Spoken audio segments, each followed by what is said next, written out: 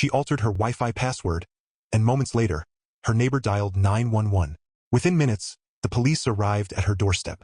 What they discovered next was far more unsettling. Tamara had always yearned for a tranquil place to call home. After enduring years of urban turmoil, she finally found it. A suburban house nestled in a serene neighborhood in Overland Park, Kansas. It wasn't extravagant, but it was hers, a fresh beginning. She dedicated the first few days to unpacking, rearranging furniture, and familiarizing herself with her new environment. The neighbors appeared friendly enough. Most of them waved when they spotted her, except for Linda Patterson, the woman residing 3 houses down. Tamara noticed her almost instantly. In her late 50s with a short blonde bob, Linda seemed like the type who was always observing. Their initial interaction was far from warm. As Tamara was bringing in groceries, Linda strolled by with her small terrier tugging at its leash. "You new here?" Linda asked, scanning Tamara from head to toe. "Yeah, I just moved in," Tamara replied, setting her bags down. Linda didn't smile. "Hope you like it here. It's a close-knit neighborhood." There was something about her tone that felt more like a warning than a welcome, which lingered in Tamara's mind. Still, she brushed it off, thinking perhaps Linda was merely protective of her territory. For the most part, everything was fine. Tamara worked remotely, and her position as an IT consultant required long hours in front of a computer screen. Having robust Wi-Fi was essential, so she set up her router, secured the network, and returned to her work. A week went by, and that's when she began to notice issues. The internet felt sluggish. Initially, she attributed it to her service provider. However, the problems persisted, random disconnections and buffering during video calls. It didn't add up. One evening, after an especially frustrating interruption in her connection, she decided to check her router settings. She didn't expect anything out of the ordinary, but there it was, an unknown device connected to her network. She frowned as she clicked into the details. The device had been active for weeks. A chill coursed through her. This wasn't merely a neighbor accidentally leeching her Wi-Fi. Someone had been using her internet without her consent for quite some time. Tamara clenched her jaw. Not on her watch. She promptly changed the password, ensuring to implement an even stronger encryption. It should have ended there, but 15 minutes later, flashing red and blue lights illuminated her driveway. Something told her this was about to take an unexpected turn. Tamara barely had time to process the flashing lights before a firm knock echoed on her door. She exhaled sharply, setting her laptop aside, and made her way to the front. When she opened the door, 2 uniformed officers stood on her porch, their expressions unreadable, yet their presence triggered a wave of irritation within her. "Ma'am, we received a report regarding suspicious cyber activity originating from this residence," the taller officer stated. Tamara frowned. "Excuse me?" The second officer, a stockier man with a notepad, glanced down at his notes. "Your neighbor, Mrs. Patterson, called 911 and claimed someone in this house was attempting to hack into private networks." Tamara's lips parted in disbelief. "Linda?" She glanced past the officers, and sure enough, there was Linda, standing on her porch with her arms crossed and eyes narrowed, watching intently. Tamara folded her arms. "Let me get this straight. I changed my own Wi-Fi password, and my neighbor called the police?" The taller officer shifted uncomfortably. "Well, ma'am, she asserted that she received a notification indicating her network was compromised right after your password change." Tamara let out a humorless laugh. "That's absurd." Linda stepped forward, inserting herself into the conversation. "I knew something was off the second my Wi-Fi went down," she said, her voice sharp with accusation. "Tamara," she spat her name like it was poisonous, "has been doing something suspicious. It's not normal." Tamara's hands clenched into fists. What was this woman even talking about? "I work in IT," she snapped. "I changed my password because someone was connected to my network without permission." Linda scoffed. "Oh, please. I have security alerts. I know what I saw." The second officer interjected before Tamara could retort. "Look, we just need to confirm that there's no illegal activity. Do you mind showing us your network settings?" Tamara could feel the rage bubbling in her chest. This entire situation was ludicrous, but she understood how these things worked. Refusing would only escalate matters. She stepped aside. "Fine, come in." The officers followed her to the living room, where she pulled up her router settings. "See," she said, pointing to the unfamiliar device still listed on her network. "That's not mine. That's why I changed my password." The taller officer leaned in, his eyes scanning the screen. Something shifted in his expression. "You're saying someone else was using your Wi-Fi?" Tamara's patience snapped. "Yes, that's what I've been trying to tell you." Linda let out a dramatic huff. "Oh, come on. She's just saying that now because she got caught." The officers exchanged a look that clearly indicated they weren't buying Linda's hysteria. The stockier officer turned back to Tamara. Do you have any way of knowing where that connection was coming from? Tamara's lips curled into a slow, knowing smile. Oh, I do. What she was about to uncover would change everything. Tamara didn't bother looking at Linda anymore. She was done entertaining her theatrics. Instead, she focused on the officer's fingers, already moving across her keyboard, as she pulled up more detailed network logs. You see this? She pointed at her screen, highlighting the suspicious device's IP address. Every internet-connected device leaves a trace, and this one, it's been connected for weeks. The taller officer squinted at the screen. And you can pinpoint where it's coming from? Tamara nodded. Give me a second. She launched a tool to track the approximate location of the IP. The results loaded in seconds, and her stomach tightened as the numbers settled on an address. She turned the laptop around, allowing the officers to read it for themselves. It was coming from Linda's house. Silence enveloped the room. Tamara could feel the shift. The officers stiffened, their neutral expressions replaced by something akin to realization. Linda's face, however, transitioned from smug to frozen. That's not possible, Linda blurted out, shaking her head. That's a mistake. Tamara tilted her head slightly. You sure? Because it looks like you were the one stealing my internet. And not just that. Someone from your house has been accessing private information. Emails, data transfers, even my security cameras. The officer's eyes snapped back to Linda. Is that true, ma'am? The stockier officer asked. Linda's face was turning crimson. I don't know anything about that. Maybe someone hacked me. Tamara let out a slow breath, forcing herself to remain calm. Then why did you call the police the second I changed my password? Linda's mouth opened and closed. She had nothing. The taller officer cleared his throat, his stance shifting. Miss Patterson, we're going to need to ask you some questions. Linda took a step back. This is ridiculous. I'm the victim here. You saw the alert on my phone. Tamara almost laughed. Linda, you know how easy it is to set up fake alerts. If you genuinely thought you were being hacked, you'd call your internet provider. But no, you called 911 on me. One of the officers took out his notepad. Ma'am, we'll need access to your router and any devices connected to your network. You might want to cooperate. Linda's defensiveness morphed into something else. Panic. Her eyes darted between Tamara and the officers, her breathing quickening. I need to talk to my husband first. The officers exchanged another look. The stockier one spoke up. Let's make it simple. You're either willingly cooperating now, or we'll come back with a warrant. Tamara observed as Linda's entire demeanor shifted.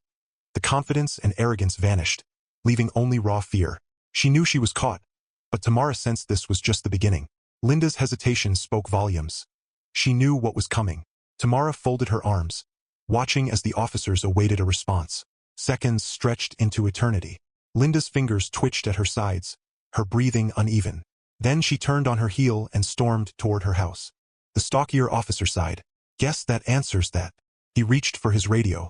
We're going to need a unit to secure a warrant. No, wait. Linda spun back around, hands raised, her voice frantic. You don't need to do that. I'll show you my router. I have nothing to hide. Tamara didn't trust the sudden change in tone. Linda wasn't cooperating out of willingness. She was stalling. Still, the officers followed her down the street, leaving Tamara standing on her porch. This wasn't enough. Her instincts told her Linda wasn't acting alone. Something more significant was occurring here. If someone in that house had been accessing her private data, who's to say they weren't doing something worse? Tamara returned inside, locked the door behind her, and sat at her desk. She needed to dig deeper. Pulling up her network logs again, she searched for patterns. The unauthorized access had begun long before she moved in, months, perhaps more. But there was something else. The data transfers weren't random browsing. They were targeted. Bank logins, work credentials, even her home security camera footage had been accessed from Linda's IP. Tamara's chest tightened. Whoever was behind this hadn't just stolen her Wi-Fi. They had been watching her. Her pulse quickened. How much had they seen? What were they doing with that information? A chilling realization settled in. This wasn't just about Linda. She clicked through more logs, tracing activity spikes. Some of the most significant ones weren't even connected to her. They led to other houses on the block. Tamara leaned back in her chair, staring at the screen. Linda or someone in her house wasn't merely spying on her. They had been collecting data on multiple neighbors. She didn't know why, but she was about to find out. Tamara's mind raced as she clicked through more logs. The data transfers weren't random. They followed a pattern. Every few nights, at almost the same time, someone from Linda's house accessed files connected to different homes in the neighborhood, emails, camera feeds, even financial information. Tamara swallowed hard. This wasn't just Wi-Fi theft. It was surveillance. Before she could process it, a sharp, Urgent knock rattled her door. She jumped, then exhaled, forcing herself to stay calm. When she opened it, the taller officer stood there, his expression tighter than before. "We need to talk." Tamara stepped aside, letting him in. He glanced around her living room, then back at her. "Something's off with Linda's setup." Tamara's stomach clenched. "How so?" The officer rubbed the back of his neck. "For one, she acted confused about her own router, like she didn't know where it was." He shook his head. "And two, when we finally found it, it had remote access ports open. Someone else was controlling it." Tamara's fingers twitched. Meaning Linda might not be the one doing this, or at least not alone. Tamara turned back to her laptop. "I already suspected that." She showed him her screen, displaying the network activity from other houses. His expression darkened. "So it's not just you," he muttered. "They've been watching others too." Tamara nodded. "And I don't think it's random." The officer took a deep breath. "Listen, we're getting a forensic team involved, but off the record." He glanced toward the window, his voice lowering. "Linda's husband works in cybersecurity, defense contracts, government-level access." Tamara's heart skipped a beat. Her mind replayed every odd glance from Linda, every strange look from her husband, every time she felt watched but dismissed it. The officer sighed. "Whatever's happening here is bigger than a nosy neighbor, and I have a feeling you're not the first person they've done this to." Tamara knew one thing for sure. Linda wasn't merely spying. She and her husband were orchestrating something deeper, something darker. Now, the question wasn't just whether they'd get caught. It was whether Tamara had already seen too much. Suddenly, a man sprinted down the sidewalk, clutching a laptop as if his life depended on it. The officers pursued him, shouting commands, but he wasn't stopping. Tamara's pulse thundered in her ears as she watched from her window. Then came the screech of tires. A patrol car cut him off at the corner. He tried to pivot, but it was too late. One officer lunged, tackling him hard onto the pavement. Tamara exhaled sharply, pressing a hand to her chest. The man struggled, but the officers had him pinned, one securing the laptop while the other snapped handcuffs around his wrists. Linda stood on her porch, frozen in horror. The officers dragged the man to his feet. "Who is he?"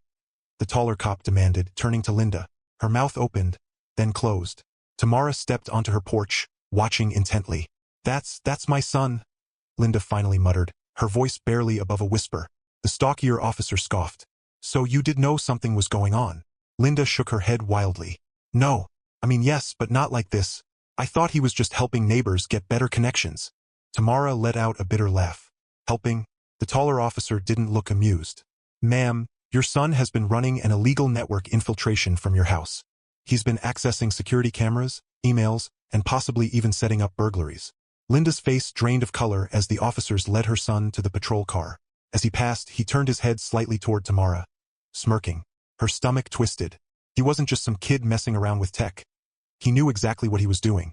Linda sank onto her porch steps, burying her face in her hands. Tamara felt no sympathy for her. Linda had called the police on Tamara for protecting her own privacy, and now she was left watching her son get arrested. The stockier officer walked back toward Tamara. "We'll need you to submit everything you found as evidence." Tamara nodded. "I already saved all the logs. I'll send them over." The officer tipped his head. "You might have just stopped something bigger than stolen Wi-Fi." Tamara swallowed hard, glancing at the patrol car. She had a feeling he was right, but was this truly over? Tamara stood on her porch long after the patrol cars disappeared down the street. The air felt heavier now. Linda had gone inside, slamming her door shut as if she could lock away the truth.